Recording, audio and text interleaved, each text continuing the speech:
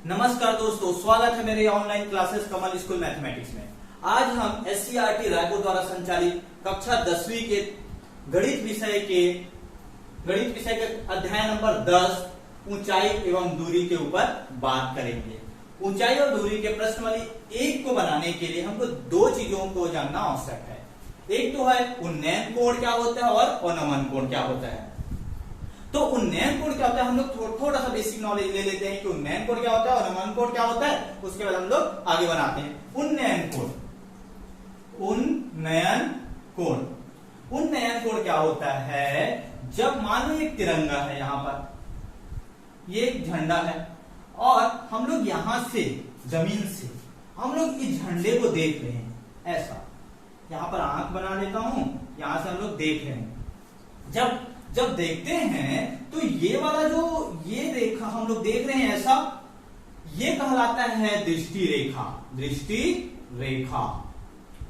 और झंडा और यहां पर हम लोग देख रहे हैं, वहां से इसकी दूरी ये क्षैतिज रेखा है। ये क्षैतिज रेखा कहलाएगी।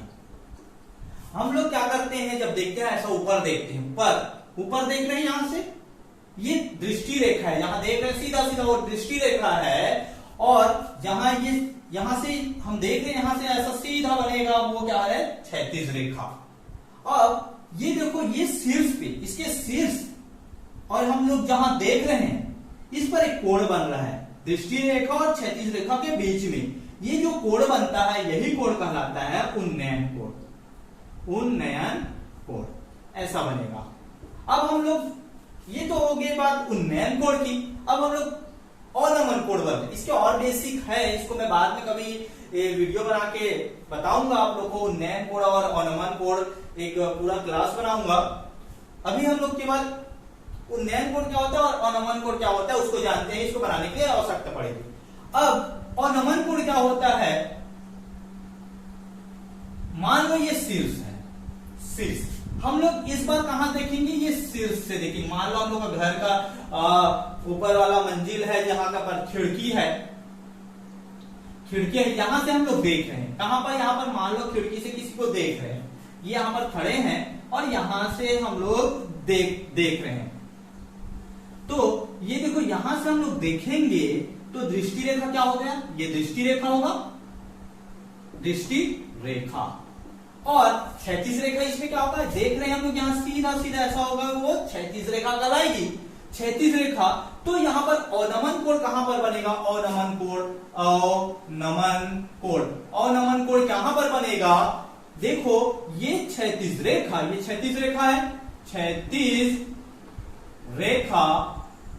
क्षैतिज रेखा और दृष्टि रेखा के बीच में जो कोण बनता है, ये क्या कहलाता है, अवनमन कोण। ये कोण बना है वो क्या कहलाएगा, अवनमन कोण। याद रखिएगा, ये अवनमन कोण होगा। ऊपर से जब देख रहे हैं हम लोग, नीचे की ओर देख रहे हैं, तो यहां पर जो कोण बन रहा है वो क्या कहला रहा है, अवनमन कोण। और नीचे से हम लोग ऊपर की ओर जब देखते हैं तो यहां पर जो कोण बनता है दृष्टि रेखा और क्षैतिज रेखा के बीच में, वो कहलाता है उन्नयन कोण। ये बेसिक बस आपको जानना था कि उन्नयन कोण क्या होता है, अवनमन कोण क्या होता है। अब हम लोग प्रश्नावली 1 की ओर आगे बढ़ते हैं।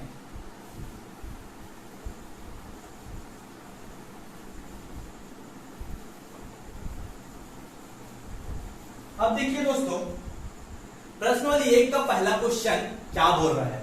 हम लोग त्रिकोणमिति का उपयोग ज्यादातर किस लिए करते हैं, कई सवाल उठता है कि हम लोग उपयोग क्यों करते हैं। देखो, हम लोग जैसे क्वेश्चन है, ये उदाहरण है आपको, हम लोग पहाड़ की ऊंचाई निकालने के लिए, दो ग्रहों के बीच की दूरी निकालने के लिए और एक्सप्रेशन बहुत सारे चीजों का निकालने के लिए हम लोग का ऊंचाई हो गई या दूरी हो गया निकालने के लिए हम इसका उपयोग करते हैं। तो बहुत इंपॉर्टेंट चैप्टर है प्रैक्टिकल लाइफ के लिए भी, तो उसमें से कुछ उदाहरण ये प्रश्नावली 1 का पहला क्वेश्चन देखिए कैसे।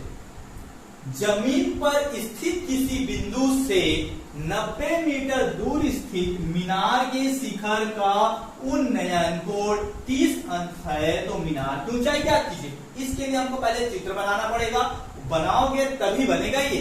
तो देखो दोस्तों, जमीन पर स्थित किसी बिंदु, मान लो जमीन पर कोई स्थित बिंदु ये है, ये कोई बिंदु है, बिंदु से 90 मीटर दूर स्थित मीनार, मान लो यहां से बिंदु से 90 मीटर दूरी स्थित है, 90 मीटर की दूर में स्थित मीनार है। ये मीनार ऐसा होता है,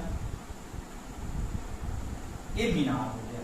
मीनार मान लो मीनार ए बी मीनार है, बिंदु मान लो सी है, ए बी मीनार के शिखर, ये शिखर है का उन्नयन कोण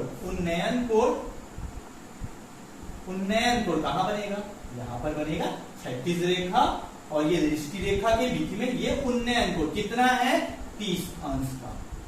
बस आपको केवल डायग्राम बनाना आना चाहिए, बाकी ये सब बन जाएगा। ठीक है दोस्तों, ये उन्नयन कोण बोला था नीचे बनाओ और दमन बोला तो ऊपर की ओर बनाओ। अब देखो मीनार के शिखर को उन्नयन, ये बन गया। बस अब हमको हल करना है, बनाना है, बहुत आसान है, केवल आप प्रश्न को पढ़ते जो डायग्राम बनाओ, उसके बाद तो बन गया। अब आधा से ज्यादा बन गया ये डायग्राम बनाए तो देखो दोस्तों क्या है, क्या निकालना हमको, मीनार की ऊंचाई। तो लिखते हैं माना मीनार की ऊंचाई, इसको हम लोग कुछ मान लेते हैं, एच मान लेते हैं, यहां से दूरी को एच मीटर में दिया है तो एच मीटर मान लेते हैं। ठीक है, तो इसको एच ही मान लो, एच। उसके बाद क्या दिया है, शिखर का उन्नयन कोण 30, ये तो है, लिख सकते हो आप लोग, शिखर का उन्नयन कोण 30 है। आपको हमको क्या निकालना है, मीनार की ऊंचाई। अब आप लोग लिख सकते हो बिंदु से मीनार की दूरी, बिंदु सी से मीनार की दूरी कितना है, मीनार ए बी की दूरी, ये मीनार ए बी कर देता हूं, मीनार ए बी की दूरी कितना है, 90 मीटर। ठीक है दोस्तों, अब बनाते हैं, ये त्रिभुज नजर आ रहा होगा, ए बी सी, त्रिभुज ए बी सी में। अब देखो दोस्तों, इसमें हम लोग त्रिकोणमितीय अनुपात पढ़े हैं, हमको त्रिकोणमितीय अनुपात का उपयोग करके इसको हल करना है। त्रिकोणमितीय अनुपात में हम लोग 6 अनुपात पढ़े थे, साइन, कॉस, टेन, कॉट, सेक, कोसेक। इन 6 में से किसी एक का फॉर्मूला का उपयोग करके हमको इसको निकालना है। तो आपके पास जहन में एक सवाल आ रहा होगा कि 6 अनुपात में हम किसका उपयोग करें। सिंपल सी बात है, यहां पर एक कर्ण कहलाता है, ये आधार और ये लंब, कर्ण, आधार, लंब। हमको हमारे में 3 चीज रहेगा, 3 में से 2 दिया रहेगा, 2 दिया रहेगा। यहां पर आधार दिया है और एक निकाल, मतलब एक दिया रहेगा और एक निकालना रहेगा, तो 2 की जरूरत पड़ेगा। मान लो इसमें लंब का और एक आधार का, तो जिसमें लंब और आधार होगा उसी का फॉर्मूला लगाना। जैसे मैं आपको बता रहा हूं, जैसे लाल बटे कप का लिखता था, मैं बता चुका हूं आप लोग को, ये साइन होता है, साइन का होता है, ये कॉस का, ये टेन का, ये कॉट का, ये सेक का और ये कोसेक का। अब आप लोग देख सकते हो कि ये देखो आधार है और एक लंब, हमको कर्ण की आवश्यकता ही नहीं है, तो कर्ण वाले को तो आप लेना ही नहीं। लंब, आधार और लंब, जिसमें आधार और लंब आएगा आप उसी को ले सकते हैं। ये देखो लंब और आधार यहाँ पर है, या तो टेन को लो, टेन का मान कितना, फॉर्मूला क्या होता है, लंब बटे आधार, और कॉट का क्या होता है, कॉट का क्या होता है, आधार बटे लंब। आप दोनों में से कोई एक फॉर्मूला का उपयोग कर सकते हो। आप अगर साइन का उपयोग करोगे तो लंब बटे कर्ण आएगा, तो लंब तो है, कर्ण का तो लंब निकालना है और कर्ण तो है ही नहीं है, तो कैसे निकालेंगे। तो हमको जो 2 चीजों की आवश्यकता होगी ना, और उसमें जो फॉर्मूला में आएगा उसी को आप लीजिएगा। टेन में क्या है, लंब बटे आधार, तो लंब ये हो गया, आधार ये हो गया। अब देखो दोस्तों, उसी को लगाओ तो क्या लगाएंगे हम लोग, टेन, टेन, और थीटा की जगह क्या है यहाँ पर, 30 अंश, तो टेन 30 अंश, थीटा की जगह टेन 30 अंश, थीटा की जगह 30। अब बताओ टेन थीटा का फॉर्मूला क्या होता है, लंब बटे आधार, लंब बटे आधार होता है। तो लंब क्या है, इस पे देखो, लंब क्या है, ए बी है, और आधार क्या है, BC है। अब देखो दोस्तों, अब मान रखना है, 10 30 का मान क्या होता है, 10 30 का मान क्या होता है, 1/2 √3। अगर आपको मान नहीं पता होगा, परीक्षा में आ गया, तो भी आपको बनाना आना चाहिए। जैसे आपको साइन और कॉस का तो निकालने का तरीका मैं बताया था, तो आपको अगर निकाल लेना, अगर मैं देखो टेन थीटा का फॉर्मूला क्या होता है, एक और साइन थीटा बटे कॉस थीटा होता है, कॉस थीटा। टेन थीटा का फॉर्मूला होता है साइन थीटा बटे कॉस थीटा। अब टेन 30 का निकालना है, मतलब साइन 30 का मान। साइन 30 का मान क्या होता है आप लोग जानते होंगे, 1/2। अगर साइन वाला का भी आपको मान याद नहीं है तो आप क्या कर सकते हैं, 0 से लेके 4 तक तो गिनती लिखना, सब में 4 को भाग देना और सबका वर्गमूल निकालना, तो ये निकल जाएगा। मैं बता चुका हूं, अगर आप लोग नहीं जानते होंगे तो मेरा पुराना वीडियो को देखिएगा, पूरा मान निकालना बताया हूं, आप लोग निकाल सकते हो। और cos 30 का मान होता है 1/, क्या होता है, √3/2। √3/2 होता है cos 30 का मान। 2 तो कटेगा, क्या आएगा, 1/√3 आएगा। आप इस तरीके से इसका वैल्यू निकाल सकते हो। तो tan 30 का मान है 1/√3। अब देखो AB का मान कितना है H, और BC का मान कितना है 90। हम निकालते हैं H का मान, तो क्या करेंगे, तिर्यक गुणा करेंगे 90 को इधर, हमको H का मान निकालना है, 90 को हाथ से हटाना है, तो 90 को इधर भेज दो, तो 90/√3 बराबर H। अब देखो दोस्तों, इसको हमेशा याद रखो, आप लोग इसको उत्तर लिख सकते हैं, बाकी ये मानक नहीं है, आप लोग को उत्तर में लिखना है। जब भी आप लोग निकालोगे तो नीचे में तो रूट वाला होना नहीं चाहिए और माइनस तो होना नहीं चाहिए, तो इसमें रूट है तो रूट को हटाना है। तो मैं इसको कैसे हटाएंगे, जब भी रूट को हटाना रहेगा तो ऊपर नीचे उसी का मल्टीप्लाई कर दो। ये √3 का ऊपर में गुणा कर दिया और नीचे में गुणा कर दिया, ठीक है दोस्तों। अब देखो ये क्या हो गया, 90√3 हुआ ऊपर का, और नीचे जब भी रूट और रूट सेम वाला गुणा होता है तो रूट हट जाता है। मैं इसको भी बताया था अपने पिछले वीडियो में, अगर रूट और रूट का गुणा होता है, √3 का गुणा होता है तो केवल 3 क्यों बचता है, इसको भी बता चुका हूं। तो आप लोग अगर नहीं जानते होंगे तो देख लेना पिछला वीडियो, तो आप लोग को समझ में आ जाएगा। आप लोग बस इतना जानो अभी, √3 और √3 का गुणा हुआ, समान अंक वाले रूट का गुणा होता है तो रूट हट जाता है। अब देखो ये 90 में से 3 को भाग दोगे तो क्या आएगा, 3 एकम 3, 3 3 9 30, कितना आया 30√3, कितना आया 30√3। यही इसका उत्तर है। तो ये मीटर में है तो ऊंचाई कितना है, मीटर में आएगा, तो मतलब इसका उत्तर आएगा ऊंचाई मीनार, आप लोग लिखना मीनार की ऊंचाई बराबर 30√3 मीटर। ये है दोस्तों पहला क्वेश्चन का आंसर। ये बहुत आसान है, लग रहा होगा देखने से अरे कठिन नहीं है, बहुत आसान है। आप लोग बना के देखिएगा, बहुत आसानी से बनेगा, ठीक है दोस्तों। प्रश्न नंबर 2 क्या बोल रहा है, देखिए, एक ऊर्ध्वाधर स्तंभ जिसकी ऊंचाई 3h मीटर है के पाद बिंदु से √3h दूरी पर स्थित किसी बिंदु से स्तंभ के शिखर का उन्नयन कोण ज्ञात कीजिए। हमको फिर से एक डायग्राम बनाना पड़ेगा, उसके बाद आगे बढ़ते हैं। डायग्राम बनाएंगे पहले तो हल। देखो डायग्राम कैसे बनेगा, एक ऊर्ध्वाधर स्तंभ जिसकी ऊंचाई 3h मीटर है।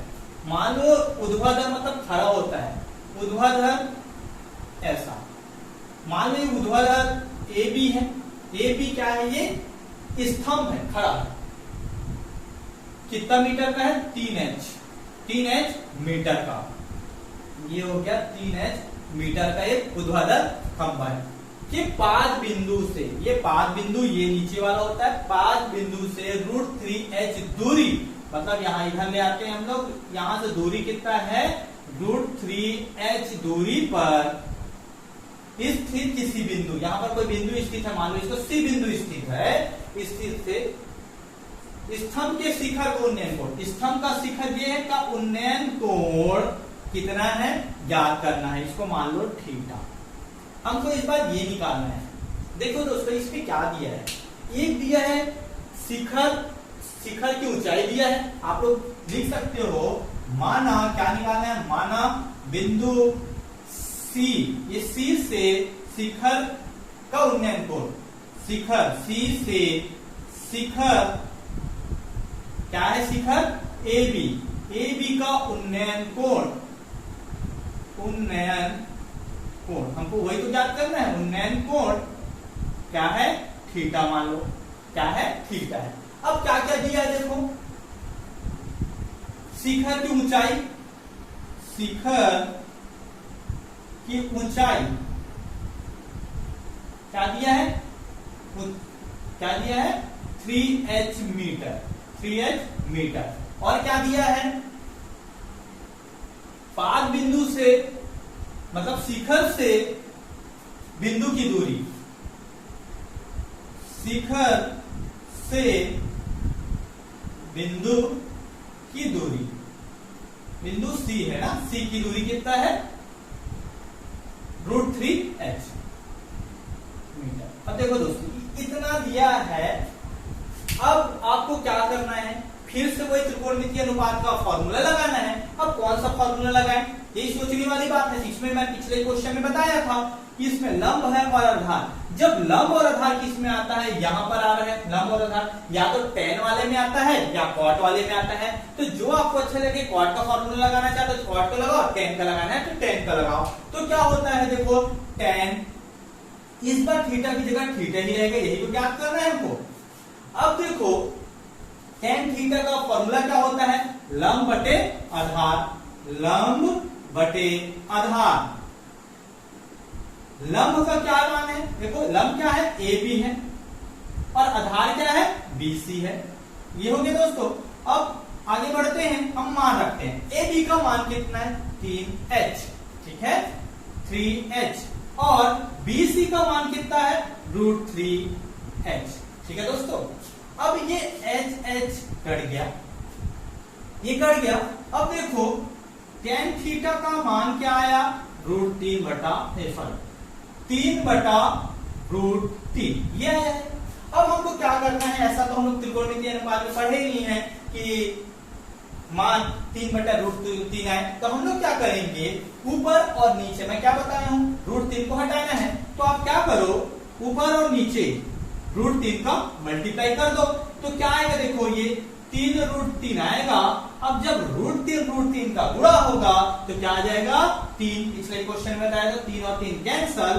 तो tan थीटा का मान कितना आया हमारे पास, ध्यान बना देता हूं, tan थीटा का मान आया √3। अब देखोगे त्रिकोणमितीय टेबल मैं बता चुका हूं कि कैसे निकालते हैं। तो अगर आप लोग नहीं देखे होंगे मेरा पिछला वीडियो तो देखिए, उसमें पूरा मान निकाला बताया हूं। तो tan थीटा बराबर √3, हमको थीटा का मान निकाला है। तो tan के टेबल में देखिएगा कॉलम रो में कि √3 किस में आता है। तो आप लोग पाएंगे tan थीटा √3 आएगा, tan 60 का मान होता है √3। तो आप यहां से tan कट गया तो थीटा बराबर कितना आया, 60 डिग्री। तो आप लोग उत्तर में लिखिएगा लास्ट में, स्तंभ किसी बिंदु से स्तंभ के शिखर का उन्नयन कोण 60 अंश का है। बहुत आसान है, बहुत आसान, आप लोग आसानी से इसको बना सकते हैं। आप लोग बनाकर देखिएगा, बन जाएगा। अब हम लोग आगे बढ़ते हैं प्रश्न नंबर 3। नंबर 3 बोल रहा है, एक पतंग भूमि से 60 मीटर ऊंचाई पर उड़ रही है। पतंग में लगी डोरी भूमि के एक बिंदु पर खूंटी से बंधी हुई है। भूमि के साथ डोरी का झुकाव 30 अंश है।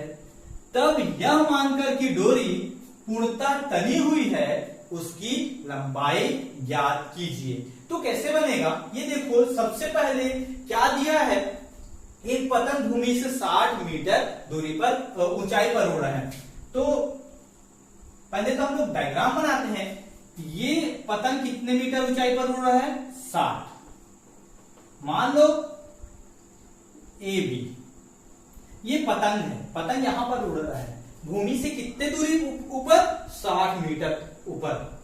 पतंग में लगी डोरी भूमि के एक बिंदु पर खूंटी से बंधा हुआ। मान लो यहां बिंदु है, बिंदु C है, यहां से कितने, मतलब ये बिंदु पर खूंटी पर बंधा हुआ है। तो ऐसा पतंग उड़ता है तिरछा, ये यहां से बंधा हुआ है यहां पर। अब क्या बोल रहा है, भूमि के साथ डोरी का झुकाव, भूमि के साथ, ये भूमि है, भूमि के साथ डोरी का झुकाव, ये डोरी है, उसके झुकाव कितना झुकाव कितना है 30 अंश। ये कितना हो गया 30 अंश का कोण बन रहा है। तब यह मानकर कि डोरी पूर्णतः तनी हुई है उसकी लंबाई आप कीजिए। किसकी लंबाई निकालना है, डोरी की लंबाई। मान लो इसको L, ठीक है दोस्तों। तो माना डोरी की लंबाई क्या है L मीटर मान लो। अब दिया क्या क्या है उसको आप लोग लिख लेना। दिया क्या है, ऊंचाई पतंग की मतलब भूमि से, जो दिया है प्रश्न में उसी को लिखना है। भूमि से पतंग की ऊंचाई कितना है, भूमि से पतंग की ऊंचाई 60 मीटर। 60 मीटर ऊपर उड़ रहा है और झुकाव कितना 30 अंश का, उसको भी लिख लेना। अब आगे बढ़ते हैं। अब कौन सा फॉर्मूला लगेगा त्रिकोणमितीय अनुपात का, कौन सा फॉर्मूला लगाएंगे तो जो हम लोग इसकी लंबाई ज्ञात करेंगे। तो आप लोग देखो यहां पर हमको दो चीज क्या क्या है, ये कर्ण दिया है निकालना है और लंब दिया है। तो कर्ण और लंब कहां पर आएगा, देखो ये साइन में क्या आता है लंब और कर्ण। तो आप लोग साइन थीटा का फॉर्मूला लगा सकते हो। कॉस का लगा सकते हैं क्या, नहीं, कॉस में आधार और कर्ण है, टेन का नहीं, लंब और आधार का। कोसेक का लगा सकते हो, कर्ण और लंब है। तो आप लोग साइन का लगाओ या कोसेक का, तो साइन का लगाते हैं। ये त्रिभुज कौन सा है, ABC में, त्रिभुज ABC में क्या लगाओगे साइन, और ये 30 अंश थीटा मिलेगा 30 अंश। तो साइन 30 का फॉर्मूला लगाओ। साइन 30 का मान क्या है, देखो लंब बटे कर्ण। क्या होता है, लंब बटा कर्ण। और लंब क्या है इसमें, लंब क्या है, लंब को क्या बोले AB, और कर्ण क्या हो रहा है AC। तो साइन 30 अब मान रखते हैं, साइन 30 का मान क्या होता है 1/2। आप लोग टेबल को अच्छे से पढ़ो। साइन 30 का मान कितना आता है 1/2। AB का मान कितना है 60 और AC का मान कितना है L। अब हमको L का मान निकालना है, तो तिरिया गुणा कर दो, L का गुणा इधर, 2 का गुणा इधर। तो L उधर चला जाएगा, इधर गुणा हो जाएगा, 2 उधर, तो 60 गुणा 2। तो L का मान कितना आया 60 दूनी 120 आया। और ये भी किसमें है मीटर में, 120 मीटर। आप लोग आंसर में लिखना कि डोरी की लंबाई कितना है 120 मीटर। प्रश्न बहुत बड़ा लग रहा है, बाकी इसका सॉल्यूशन बहुत ही छोटा और आसान है। तो आप लोग इसको आसानी से आप लोग हल कर सकते हैं। ठीक है दोस्तों, अब हम लोग आगे बढ़ते हैं प्रश्न नंबर 4 की ओर। नंबर 4 बोल रहा है किसी स्तंभ के पाद बिंदु से 15 मीटर ऊंचे एक भवन के शिखर का उन्नयन कोण 30 अंश है तथा भवन के पाद बिंदु से स्तंभ के शिखर का उन्नयन कोण 60 अंश है, तब स्तंभ की ऊंचाई ज्ञात कीजिए। बहुत ही आसान है। देखो इसमें क्या बोल रहा है, किसी स्तंभ के पाद बिंदु, पहले स्तंभ बनाते हैं। मान लो ये स्तंभ है, स्तंभ को आप लोग AB ले लो। ठीक है दोस्तों, AB स्तंभ के पाद बिंदु से, स्तंभ के पाद बिंदु, ये पाद बिंदु है, से 15 मीटर ऊंचे एक भवन के शिखर का, पाद बिंदु से 15 मीटर, ये 15 मीटर ऊंचा भवन है। भवन क्या है, मान लो CD। देखो दोस्तों बहुत आसान है, पहले तो एक स्तंभ बनाए। अब बोल रहा है पाद बिंदु से, किसका पाद बिंदु, स्तंभ के पाद बिंदु से भवन के शिखर, ये भवन है, मान लो भवन CD है, भवन के शिखर का उन्नयन कोण 30 अंश है। भवन का शिखर का उन्नयन कोण यहां बनेगा। ठीक है दोस्तों, ये शिखर है, ये शिखर का उन्नयन कोण कितना बन रहा है 30 अंश का। ठीक है दोस्तों, इसके बाद बोल रहा है भवन के पाद बिंदु से, ये भवन का पाद बिंदु से स्तंभ के शिखर का उन्नयन कोण, इसका उन्नयन कोण कितना बन रहा है 60 अंश का। बस यही चित्र बनाना था, उसके बाद आसानी से बन जाएगा। तो क्या निकालना है, स्तंभ की ऊंचाई, ये स्तंभ की ऊंचाई H है मान लो, तो आप लोग लिखना, हल करोगे तो माना स्तंभ, जिसको निकालना है तो स्तंभ की ऊंचाई क्या है, h मीटर है इसकी ऊंचाई। अब देखो दोस्तों, और ये क्या दिया है, बिंदु 5 बिंदु से 15 मीटर की दूरी, ये दोनों की दूरी कितना है, 15 मीटर। ऊंचे भवन, ये भवन की ऊंचाई कितना है, 15 मीटर, ये दिया हुआ है इसमें 15 मीटर ऊंचाई। तो आप लोग दिया है भवन क्या है, सीडी बराबर कितना है, 15 मीटर। ठीक है दोस्तों, अब आपको क्या निकालना है, ऊंचाई निकालना है। तो बहुत आसान है। इसमें देखो आप लोग को दो त्रिभुज नजर आ रहे होंगे, एक तो CDB और एक है AB और D, दो त्रिभुज, दोनों त्रिभुज का उपयोग करके हमको बनाना है। तो पहले कौन सा त्रिभुज का उपयोग, हमको इसको निकालना है। देखो ऊंचाई मतलब AB का मान निकालना है, AB का मान निकालना है मतलब हमको ये वाला त्रिभुज को तो निकालना है, ये वाला त्रिभुज का उपयोग करना पड़ेगा। तो इस त्रिभुज का उपयोग करने के लिए हमारे पास दो चीजों की आवश्यकता है। देखो एक तो ऊंचाई है, ठीक है, या तो हमारे पास एक कर्ण का होना आवश्यक है या तो आधार का होना आवश्यक है। दोनों में से कोई एक का मान निकल जाएगा तो हम इस त्रिभुज का उपयोग करके इसको बना सकते हैं। बाकी हमको तो कोई नहीं पता, तो हम क्या करेंगे, अब इस त्रिभुज का उपयोग करेंगे। तो इस त्रिभुज का उपयोग करोगे तो इसका वैल्यू निकल जाएगा। इसका निकालो, इसका ही निकालना पड़ेगा, इसका निकालो, इसको निकालोगे तो कोई मतलब ही नहीं है, हमको इसको निकालना पड़ेगा। तो आप लोग क्या करो, B और D का मान को x ले लो। क्या है, B और D बराबर x, इसको x मान लो या BD ही रहने दो, हमको इसका वैल्यू को निकालना है पहले। तो कैसे निकालेंगे, मान लो BD रहो या तो रखो या तो BD ही रखते हैं, चलो ठीक है, x नहीं मानते BD ही रखो। अब क्या करेंगे, त्रिभुज, कौन सा त्रिभुज का उपयोग करें, CDB का। CDB में क्या होगा, कौन सा फॉर्मूला लगाएंगे, देखो ये लंब है और ये आधार, तो अभी लंब और आधार वाले कौन सा लगाते थे, tan का, त्रिकोणमितीय अनुपात। तो अब देखो इसमें ये वाला में tan का लगाएंगे, तो tan और क्या है यहाँ पर एंगल थीटा 30 डिग्री, tan 30 का मान क्या होगा, क्या होता है आपको बताया था, लंब बटे आधार tan का। तो लंब बटा आधार यही होता है ना, लंब बटे आधार। अब लंब का मान, लंब क्या है इसमें CD, आधार क्या है BD, ठीक है दोस्तों, BD। अब अब मान रखते हैं, tan 30 का मान क्या होता है, 1/√3। आपको याद हो जाएगा बार बार हल करोगे तो। CD का मान कितना दिया, 15, और BD आपको निकालना है। तो BD निकालना है तो देखो तिरिया गुणा करो तो BD इधर और √3 उधर, तो BD बराबर क्या हो जाएगा, 15√3। ये तो BD का मान निकला है। हमको AB का मान निकालना ऊंचाई का। अब क्या करेंगे, फिर से बदलेंगे त्रिभुज, कौन सा, ये वाला त्रिभुज में लगा दो ABD में, ठीक है दोस्तों। A और ABD में इसमें देखो क्या है, अब इसका मान निकल गया, हमारे पास क्या आ गया, 15√3, इसका मान निकल गया। अब इसका मान निकाल, इसमें आधार और लंब है, फिर से वही लगाना है, किसका, tan का।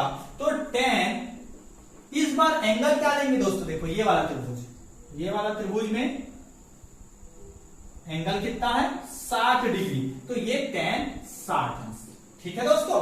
अब देखो tan 60 में फिर से वही फॉर्मूला, लंब बटे आधार, ये होता है tan का। लंब क्या है इस बार, इसमें देखो AB और आधार कितना है, BD। अब tan 60 का मान क्या होता है, मान रखते हैं tan 60 का मान होता है, tan 30 का 1/√3 होता है और tan 60 का √3 होता है, ये √3 आ गया। और AB का मान कितना है, निकालना है हमको H, और BD कितना है, 15√3, ठीक है दोस्तों। अब 15√3 है, तो अब क्या करेंगे, देखो ये नीचे में कुछ मतलब √3/1। आप क्या करो, 15 H का मान निकालना, 15√3 इधर है, इधर करोगे क्या हो जाएगा, भाग है, तो इस तरफ आएगा क्या हो जाएगा, गुणा हो जाएगा। तो H का मान क्या निकलेगा, √3 के साथ इसका किसका मल्टीप्लाई होगा, 15√3 का। अब मल्टीप्लाई करते हैं, कैसे करते हैं, रूट और रूट का एक साथ मल्टीप्लाई होता है, 15 हो गया, और √3 और √3 का मल्टीप्लाई होगा तो कितना आएगा, 3। अब देखो दोस्तों इसको हल करो, 5 किया 15, हासिला ये 3 एकम 3, 3 और 1 4, 15 किया 45। तो h का मान कितना है, मतलब इसका स्तंभ की ऊंचाई कितना है, 45, और किसमें दिया, मीटर में, तो क्या आएगा 45 मीटर। तो आप लोग लिख सकते हो स्तंभ की ऊंचाई 45 मीटर है।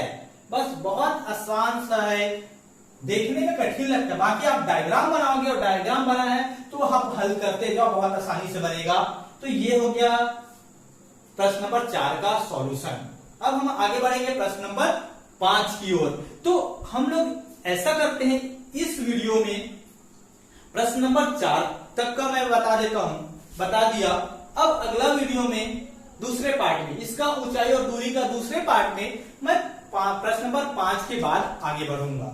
ठीक है दोस्तों, अगर आप लोग मेरे चैनल को लाइक नहीं किए होंगे तो लाइक कीजिए, सब्सक्राइब कीजिए और बेल आइकन को दबा दीजिए।